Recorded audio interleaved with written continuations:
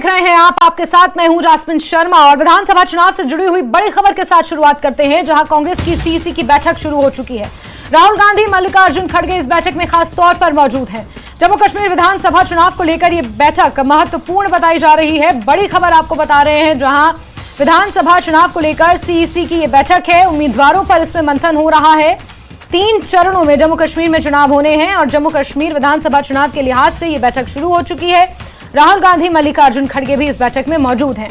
गौरतलब है कि नेशनल कॉन्फ्रेंस के साथ कांग्रेस गठबंधन कर घाटी में चुनाव लड़ रही है, जहां 50 से ज्यादा सीटों पर नेशनल कांग्रेस तो 32 के आसपास सीटों पर कांग्रेस पार्टी चुनाव लड़ने जा रही है। ऐसे में उम्मीदवारों को लेकर लगातार मंथन, रणनीति को लेकर लगातार मंथन किया जा रहा है। सीसी की बैठक शुरू हो चुकी है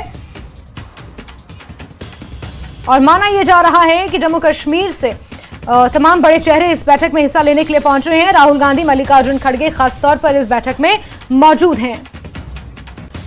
खुर्रम शहजाद हमारे सहयोगी जुड़ चुके हैं हमारे साथ। खुर्रम, बैठक शुरू हो चुकी है। 32 सीटों पर कांग्रेस पार्टी जम्मू कश्मीर में चुनाव लड़ने जा रही है। कुछ का ऐलान हो गया है, कुछ का ऐलान होना बाकी है। कितनी महत्वपूर्ण आज की बैठक?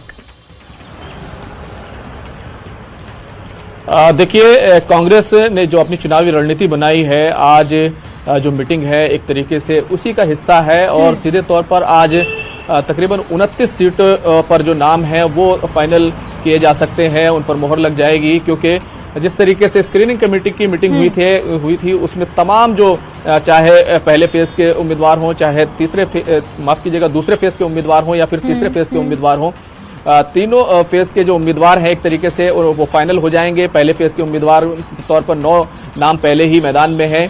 अब जो 29 सीटें बचती हैं, क्योंकि कांग्रेस पार्टी को के साथ जो नेशनल कॉन्फ्रेंस का गठबंधन है उसमें कांग्रेस पार्टी को 32 सीटें सीधे तौर पर मिली हैं, जहां पर वो अपना उम्मीदवार उतारेंगे, जबकि 6 सीटें ऐसी हैं जिन पर जो फ्रेंडली फाइट है, यानी वहां पर नेशनल कॉन्फ्रेंस के भी उम्मीदवार मैदान में होंगे और कांग्रेस पार्टी के भी उम्मीदवार मैदान में होंगे। तो काफी लंबी एक जो है कोशिश हुई थी 2-3 दिनों तक, जो माथापच्ची हुई श्रीनगर में, और उसके बाद कांग्रेस के बीच और नेशनल कॉन्फ्रेंस के बीच जो गठबंधन हुआ उसमें नेशनल कॉन्फ्रेंस 50 सीटों पर सीधे तौर पर उम्मीदवार अपने खड़े करेगी। 6 सीटों पर फ्रेंडली फाइट है और 2 सीटें जो उनके अलाइज हैं उनको दी गई हैं। वो लेफ्ट है, लेफ्ट की एक सीट है यूसुफ तारागामी की और एक सीट और है हर्षदेव की सीट। तो कुल मिलाकर आज 29 जो नाम है उनको फाइनल किया जाएगा।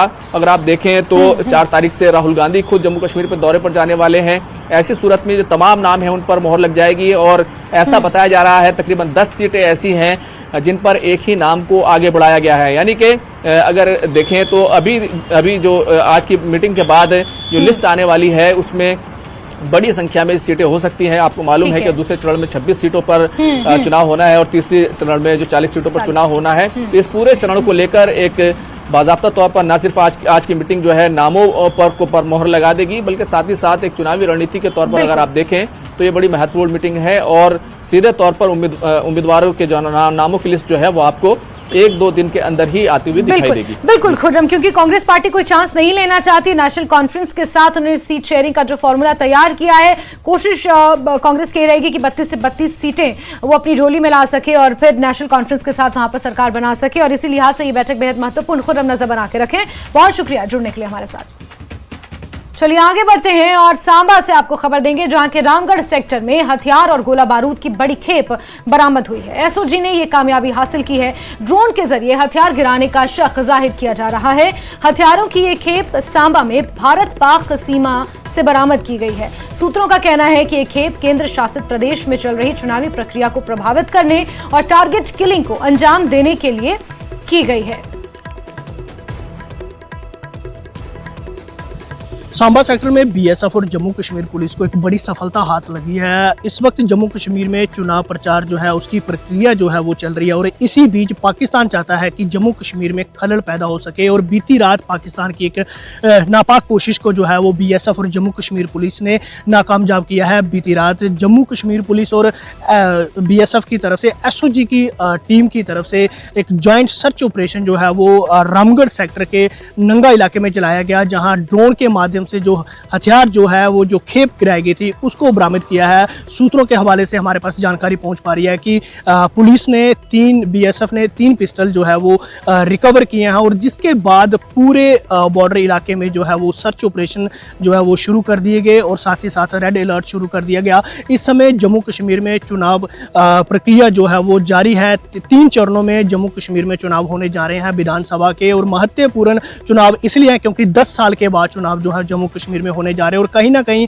अगर हम बात करें तो पाकिस्तान जो है वो नहीं चाहता है कि जम्मू कश्मीर में जो शांति है वो बनी रहे। वो जम्मू कश्मीर में खलल पैदा करने के लिए कई हथकंडे जो है वो अपना रहा है। इसी बीच अगर हम बात करें सिक्योरिटी सिनेरियो की तो लगातार जम्मू कश्मीर पुलिस के कई बड़े अधिकारी और BSF के अधिकारी लगातार बॉर्डर इलाके का निरीक्षण कर रहे हैं और सिक्योरिटी का जायजा ला रहे हैं। और इसी बीच बीती रात जो पाकिस्तान की एक नापाक कोशिश थी उसको विफल करते हुए जम्मू कश्मीर पुलिस BSF की तरफ से 3 जो पिस्टल हैं वो रिकवर किए हैं। और ये जानकारी मिल पा रही है कि ये ड्रोन के माध्यम से जो है वो इस पार गिराए गए हैं और एक पुख्ता सूचना के आधार पर जो है वो सर्च ऑपरेशन लॉन्च किया गया जिसमें ये 3 पिस्टल की बरामदी हुई है। आगे की तफ्तीश जो है वो जारी है। न्यूज़ 18 जम्मू कश्मीर के लिए सांबा से मैं श्याम सुंदर।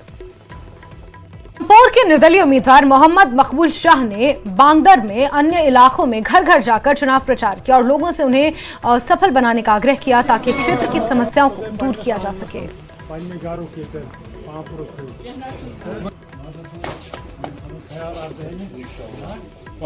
मैं इस इलेक्शन में उतरा हूँ चेंज लाने के लिए, क्योंकि यहाँ के लोग अब वोटिंग प्रोसेस से बहुत मुतनफिर हो गए थे, क्योंकि इनकी जो बात कोई सुनता नहीं था तो लिहाजा ये वोट नहीं देते थे। अब हमने क्या कोशिश की, डोर टू डोर कनेक्ट करके ताकि इनको भरोसा दे कि आपके दरमियान आपका ही कैंडिडेट है, तो वो राबिता डोर टू डोर हमने बनाया है। एंड दिस टाइम यहाँ पर भारी इलेक्टोरल पार्टिसिपेशन होगी, भारी वोट पड़ेंगे। ये पांपोर के लोगों ने वादा दिया है, यही पैगाम हम लेके पांपोर के मुल्क देहात में लेके जाएंगे, वहाँ से भी भारी पार्टिसिपेशन होगी and this time change will definitely come. Contractors association Bandipora के अध्यक्ष नजीर अहमद मीर ने बांडीपोरा विधानसभा क्षेत्र से आजाद उम्मीदवार के रूप में चुनाव लड़ने की घोषणा की है। वो अपने समर्थकों के साथ टाउन हॉल पहुंचे जहां गर्मजोशी से उनका स्वागत सत्कार किया गया।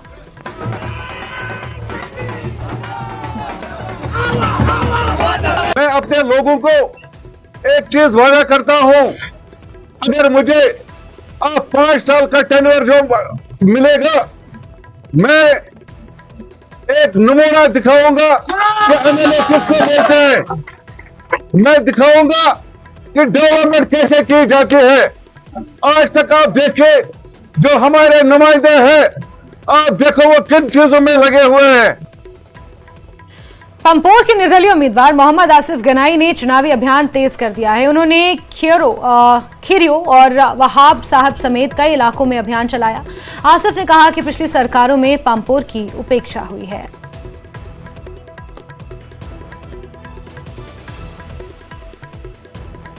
ये मुहिम मेरी जारी रहेगी तब तक जब तक मुद्दे खत्म ना हो, जब तक गरीबों के मसले हल ना हो, जब तक एक रेड़े वाले को रेड़े के बदले दुकान ना मिले, जब तक रेत की गाड़ी फिर से सड़क पे ना चले, जब तक पत्थर की गाड़ी ना चले, जब तक जेके सीमेंट ना खुले, जब तक हमारी जाफरान की सनत जो थी वो फिर से चालू ना हो, तब तक ये हमारा जदोजहद जारी रहेगा।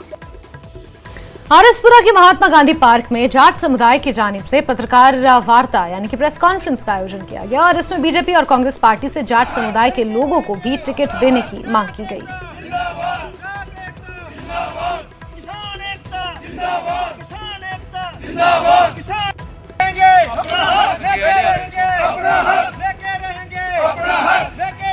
साबका सरपंच सरबजीत सिंह, और मैं ये बोलना चाहता हूँ कि जो हमारे साथ जाटों के साथ जो बेइंसाफ़ी हो रही है उसके बारे में मैं बात करना चाहता हूँ। मेरी अपील है सरकार से कि जो बीजेपी ने अनदेखी हमारी की है किसानों की, जाटों की, वो कांग्रेस ना करे। और मेरी राहुल गांधी से अपील है कि हमारे यहाँ का जो जाट लीडर है, जिसको पूरा जम्मू कश्मीर, मैं बोलता हूँ इतना जुझारू लीडर है जो तरणजीत सिंह टोनी, जिसको बच्चा बच्चा प्यार करता है, बच्चे से लेके बूढ़े तक जो है हर उसको नाम जानता है, और तरणजीत सिंह टोनी करके जिंदाबाद करके नारे लगाते हैं। पूरा मैं बोलता हूँ कि जम्मू कश्मीर के लोग उसको जानते हैं और जुझारू लीडर है। मैं एक बात मुझे याद आ गई है कि मदन लाल शर्मा जी ने एक बात बोली थी कि वेजिटेरियन लीडर चाहिए। लीडर वो चाहिए जो वेजिटेरियन लीडर, उसने इशारा भी ऐसे किया था। कहने का मतलब ये है कि वो एक ग्राउंड स्तर का लीडर है, और लीडर कैसा होना चाहिए, उसमें एक क्वालिटी है काम करने की। मैं बोलता हूँ कि सब जानते हैं जम्मू कश्मीर के लोग जो हैं, और मैं राहुल गांधी को कहना चाहता हूँ कि यहाँ जो लीडर बने हुए हैं सीटें बांटने वाले, उन पे भी थोड़ा सा ख्याल रखें कि उनकी भी सारी बात ना सुने, लोगों की रिपोर्ट भी सुने, इलाके की रिपोर्ट सुने कि वाकया कौन है Taranjit Singh Tony. Tractor union Jammu Kashmir की तरफ से आरएसपुरा क्षेत्र के विभिन्न सामाजिक एवं बुद्धिजीवियों के साथ एक बैठक रखी गई, जिसकी अगुवाई ट्रैक्टर यूनियन के अध्यक्ष मोहम्मद आरिफ द्वारा की गई और बैठक में आगामी विधानसभा चुनाव पर चर्चा हुई। बैठक में बड़ी संख्या में लोगों ने शिरकत की, जिसमें सभी ने अपने विचार सामने रखे। जैसे कि ट्रैक्टर यूनियन पिछले कई सालों से खनन को लेकर जो मुद्दा है वो लोगों के बीच, जनता के बीच में जाते हैं। हम पिछले 10 साल से हमारे जो रोज़ी रोटी है वो बंद कर दी गई है। हम सुप्रीम कोर्ट का शुक्रिया अदा करते हैं कि 10 साल के बाद जम्मू कश्मीर में एक नया सवेरा होने जा रहा है। तो हमारी आज प्रेस कॉन्फ्रेंस करने का यही उद्देश्य था कि हम उस पार्टी का साथ देंगे जो पार्टी हमें लिखित में हमें आश्वासन देगी कि हमें जो हमारा जो मुद्दा है जो हमें हाई प्रायोरिटी पे रखे। आते ही हम जिसकी भी सरकार बनेगी, हम अगर हमारी जिस भी पार्टी की सरकार बनती है तो हम जो सबसे पहले मुद्दा है वो खनन का जो हल किया जाएगा, क्योंकि इससे काफ़ी लोगों को नुकसान हो चुका है। सुचेतगढ़ विधानसभा क्षेत्र से निर्दलीय उम्मीदवार के रूप में चुनावी मैदान में उतरी उषा देवी ने धन धन बाबा दीप सिंह गुरुद्वारे में पहुंचकर हाजिरी लगाई और आशीर्वाद प्राप्त किया।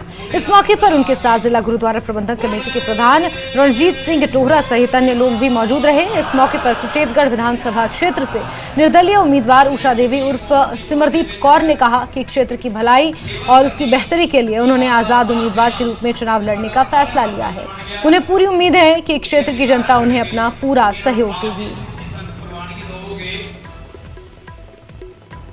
मेरे मुद्दे ये हैं कि हम तले नौजवान पीढ़ी को हम आगे लेके जाएंगे, बेरोज़गारी को ख़त्म करेंगे, और जो हमारी स्टेट को तोड़ा गया है, हम 370 को हम वापस लेना चाहेंगे उसको, तो और जो महंगाई है उसको ख़त्म करना चाहेंगे। और पंजाबी भाषा को लागू करने के लिए क्या प्रयास किए जाए? पंजाबी में बहुत मेहनत की थी और सारे पंजाबी भाइयों ने मेरा साथ दिता है पंजाबी सीखने च, और मैं सारिਆਂ ਦਾ बहुत बहुत धन्यवाद करती हाँ कि वो मैनू बहुत सपोर्ट करते हैं, बहुत ही मान सम्मान बख्शते हैं। जम्मू कश्मीर से पंजाबी लागू नहीं हुई, मां बोली लागू करवाएंगे। जिस तरह कि साडे मतलब कि जम्मू च तुसीं भी सारे देखते हो कि साडे स्कूलों च पंजाबी नहीं पढ़ाई जाती, तो असी साडी यही कोशिश रहेगी कि साडे स्कूलों च मां बोली जिहड़ी है वो पढ़ाई जाए, साडे बच्चे मां बोली पंजाबी जिहड़ी है वो बोले, सारे बोलन। आगे बढ़ते हैं। बिजनौर के वार्ड नंबर 7 के रहने वाले 70 वर्षीय शख्स का शव संदिग्ध परिस्थितियों में घर के बाहर पड़ा मिला। घर वालों का कहना है कि वो सुबह सैर के लिए निकले थे और घर वालों का आरोप है कि जोगिंदर पाल के चेहरे पर चोट के निशान हैं। परिवार वालों ने हत्या की आशंका जताई है। पुलिस ने मामला दर्ज कर आगे की कार्रवाई शुरू कर दी है।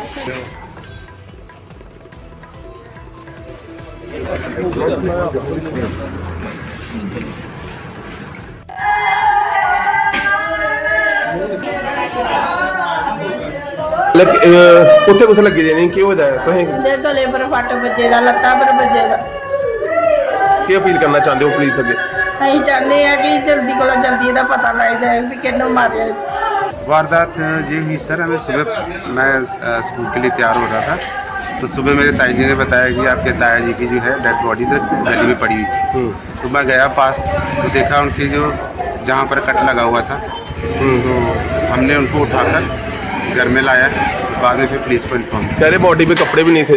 हाँ, कपड़े भी नहीं थे, वो हमने बाद में किया। और इस बीच पुंछ जिले में एक महिला का शव मिला है। पलस्तर नदी में महिला का शव बरामद किया गया है। मामले की जांच की जा रही है।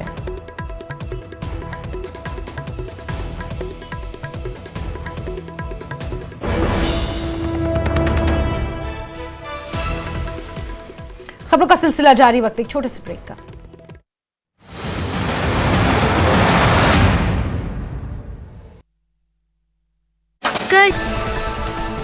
डेमोक्रेटिक प्रोग्रेसिव आजाद पार्टी के उम्मीदवार अब्दुल मजीद वानी ने शुरू किया प्रचार अभियान। कहा 10 सालों से जम्मू कश्मीर में नहीं हुआ विकास कार्य। अब्दुल मजीद वानी ने कहा पिछले 10 सालों से जम्मू कश्मीर में कोई भी विकास कार्य नहीं हुआ, जिससे आम लोग काफी परेशान थे, लेकिन अब विधानसभा चुनाव से लोगों की उम्मीदें फिर से जगी हैं। नेशनल कॉन्फ्रेंस के उम्मीदवार सज्जाद। आगे बढ़ते ब्रेक के बाद जम्मू के सुजवान में एक फौजी अड्डे के बाहर आतंकवादियों द्वारा की गई गोलीबारी में सेना का एक जवान जख्मी हुआ है। इलाके में आतंकियों की तलाश के लिए सर्च ऑपरेशन चलाया जा रहा है।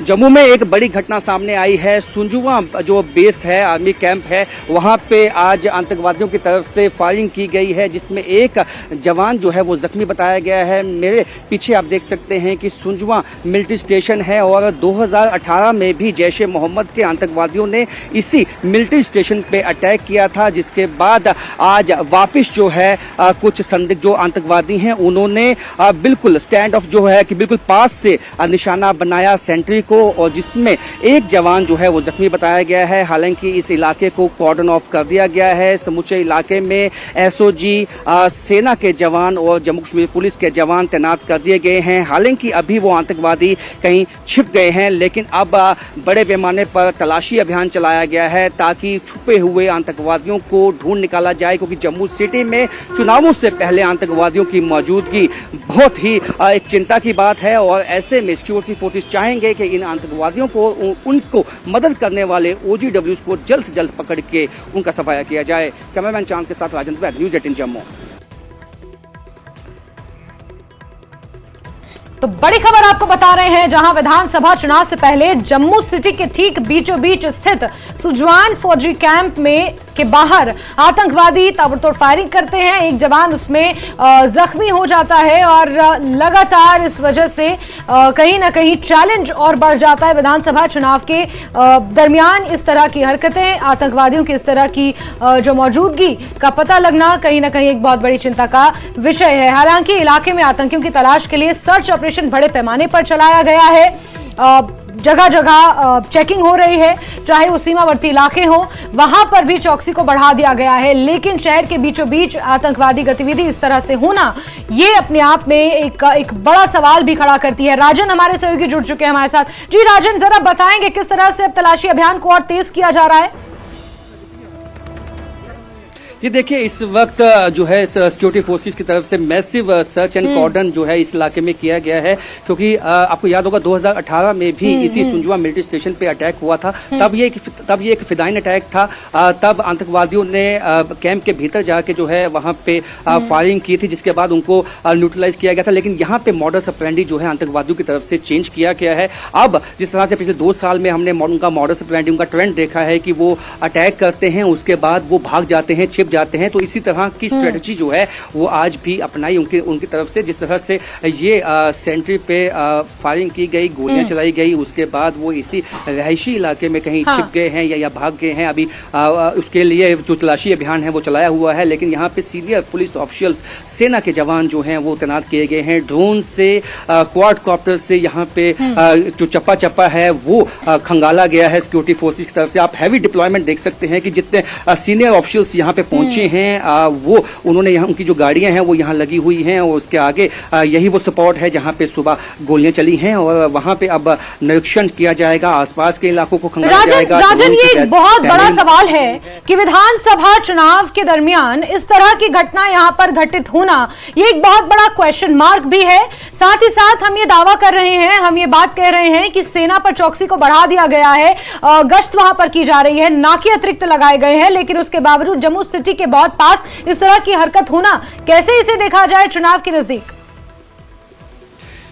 जास्मिन देखिए, ये बात किसी से छुपी हुई नहीं है कि यहाँ पे OGWs का साथ हमेशा से जो है वो आतंकवादियों के साथ रहा है। वापिस हालांकि पीछे जब आतंकवाद खत्म हो गया जम्मू में तो ये नेटवर्क जो है वो ध्वस्त हो चुका था, लेकिन वापस अब पिछले 2 सालों में ये नेटवर्क को जो है रिवाइव किया गया है ISI और पाकिस्तानी की तरफ से। हालांकि ये जम्मू सिटी के भीतर इस तरह की जो घटना होना ये बहुत चिंता का विषय इसलिए बन जाता है। मैं आपको बता दूं कि जो जहाँ पे ये गोलियां चली हैं उससे कुछ ही लगभग 1 किलोमीटर के डिस्टेंस पे मीडिया वार रूम है बीजेपी का। तो जो बीजेपी ने नया अपना ऑफिस बनाया है वो यहाँ से केवल 1 किलोमीटर के डिस्टेंस पे है। तो आप देख सकते हैं कि यहाँ पे आतंकवादियों ने अपनी मौजूदगी दिखाई है और ऐसे में जिस तरह चुनाव है तो ये भी कल को हो सकता है कि कोई राजनीतिक नेता उनका निशाना हो सकते हैं। हालांकि आज जिस तरह की घटना आई है सामने तो आप देख सकते हैं कि सीनियर पुलिस ऑफिसर जो हैं वो मौके पे पहुंचे हुए हैं। यहाँ पे जो डिप्लॉयमेंट है वो बहुत हैवी है और इसके आगे जो है हालांकि मीडिया को जाने की अनुमति नहीं है, लेकिन अब पीछे डिप्लॉयमेंट बहुत हैवी यहाँ से हुई है। सीनियर ऑफिसर्स का यहाँ पे आना ये साफ संकेत देता है जास्मीन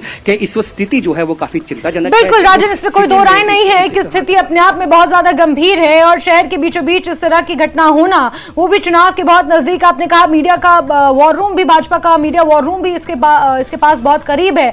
अब देखना होगा कि किस तरह से आतंकवादियों की धर पकड़ के लिए कदम उठाए जाते हैं या फिर सुरक्षा को और किस तरह चाक चौबंद किया जाता है, ये देखना काफी महत्वपूर्ण रहेगा। राजन, बहुत शुक्रिया जुड़ने के लिए। चलिए बढ़ते हैं आगे और विधानसभा चुनाव की सरगर्मियों के साथ साथ राजनीतिक दल बदल का सिलसिला भी जारी है। पुलवामा के राजपुरा विधानसभा क्षेत्र के तहत बीजेपी और अन्य पार्टियों के कई कार्यकर्ता पीडीपी में शामिल हुए। इन कार्यकर्ताओं का पीडीपी के वरिष्ठ नेता और राजपुरा सीट से उम्मीदवार सैयद बशीर ने गर्मजोशी से स्वागत किया। सैयद बशीर ने कहा कि लोग पीडीपी के घोषणा पत्र से प्रभावित हुए हैं। पीडीपी के साथ तो लोगों को जुड़ना ही है। कुछ गलतफहमियां जो पहले हुई थी काश में होता ये गलतफहमियां ना होती। अब मैं आया हूं, इंशाल्लाह सब दूर हो जाएगा। और वहीं केंद्रीय मंत्री डॉक्टर जितेंद्र सिंह ने जम्मू में एक प्रेस कॉन्फ्रेंस के दौरान कहा कि मोदी सरकार के पिछले 10 वर्षों में लोगों ने सभी क्षेत्रों में महत्वपूर्ण प्रगति देखी।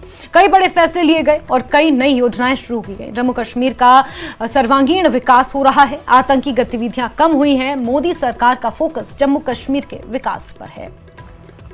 आतंकवाद खासकर जम्मू में, और आज जब मैं आपसे बात कर रहा हूं तो सुंजुआ में एक अटैक हुआ है जिसमें एक जवान क्रिटिकली जख्मी हो गया।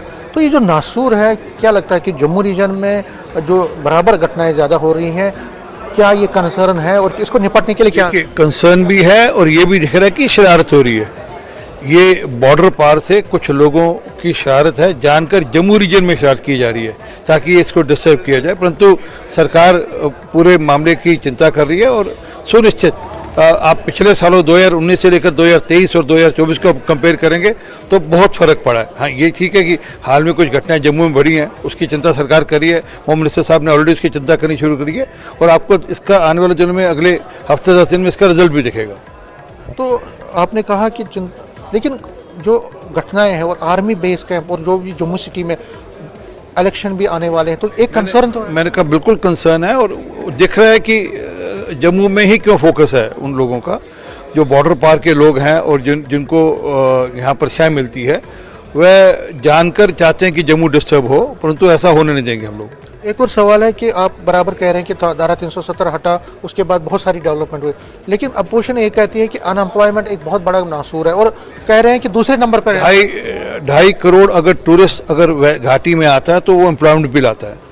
एक और लास्ट में सवाल है कि आम आदमी पार्टी ये कह रही है कि उनके जो एमएलए हैं उनको आज गिरफ्तार किया गया। वो कहते हैं कि एक बदले की भावना से काम किया गया। उनके यहाँ से एक किताब पकड़ी गई थी जिसमें भाई खाते थे, वो एसी में ने ईडी को दी, ईडी ने उसकी जांच करी और उसके आधार पर उनको पकड़ा गया। असल में वह इस बात को छुपा रहे हैं कि वक्फ बोर्ड में किस प्रकार उन्होंने घोटाला किया, किस प्रकार से वक्फ बोर्ड की ज़मीनों को उन्होंने अपने निजी उपयोग के लिए या अपने दोस्तों के उपयोग के लिए उसका यूज़ किया। ये सारा मामला हुआ है और जांच हो जाएगी, सब दूध का दूध पानी का पानी हो जाएगा। और अगर उनको कुछ है तो कोर्ट जाकर गुहार लगा सकते हैं। असल में अभी भी वो एक मामले में बेल पे बाहर हैं। तो क्या है कि ये निरंतर जो इन्होंने भ्रष्टाचार किए उस पर कार्रवाई अब शुरू हो गई, इसलिए इनको दिक्कत है। कंगना रनावत की इमरजेंसी को देखिए, आरपी सिंह इस पर बात नहीं कर रहे हैं, लेकिन जी इमरजेंसी पे उसको अभी तक सेंसर बोर्ड का सर्टिफिकेट नहीं मिला। तो ठीक है ना, सेंसर बोर्ड उसको देखेगा क्या इशू क्या नहीं इशू है। परंतु कांग्रेस को बड़ी तकलीफ है इमरजेंसी मूवी रिलीज होने से। तो उनको लगता है कि इनसे उनके कई सारे ऐसी जो परतें खुलेंगी जो अब तक छुपा के रखी थी। और एक हिस्टोरिकल मूवी है, एक पर्सपेक्टिव से पेश की गई है, उसको देखना चाहिए। अब मूवी आएगी उसके बाद पता लगेगा।